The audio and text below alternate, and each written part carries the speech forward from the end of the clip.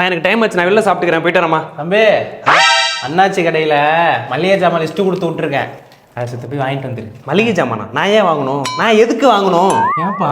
ஏன்பாவா? இல்லை, எனக்கு தெரியாமல் கேட்குறேன். நெத்தி ஓட்டு போட போனேன், கேட்டால் ஓட்டு லிஸ்ட்டில் என் பேரே இல்லையா.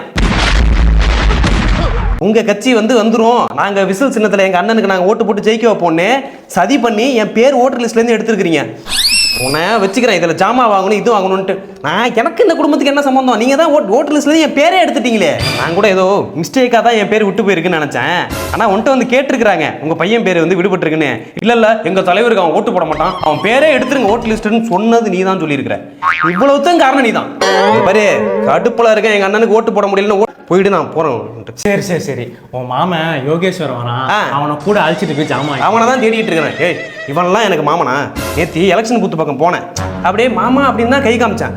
அதுக்கு இவன் என்ன தெரியுமா பண்ணா, அவங்க கட்சிக்காரன் கூட நிற்கிறானா, என்ன அப்படியே கண்டுக்காத மாதிரியே நிற்கிறான். இல்லை மாமன் சொல்லிக்கிட்டு நீ திரியிற, நீ 9:45 எனக்கு தாண்டி கால் பண்ணுவ, மாப்பிள்ள 150 ரூபா அனுப்பிச்சு விடுன்னு, அன்னைக்கு வச்சுக்கிறேன் உனக்கு. வா.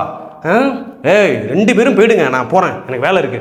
எப்பா எப்பா, அம்மாட்ட காப்பி தண்ணி வாங்கி. அந்த புண்ணியவதிட்ட போயிடாதீங்க, விச வச்சு கொடுத்துருவோம் உனக்கு. காப்பியில் 3 கட்சிக்காரன் ஓட்டு காசு கொடுத்துருக்கான், ஒரு பைசா கூட கொடுக்காம நீ அமுக்கியிருக்க.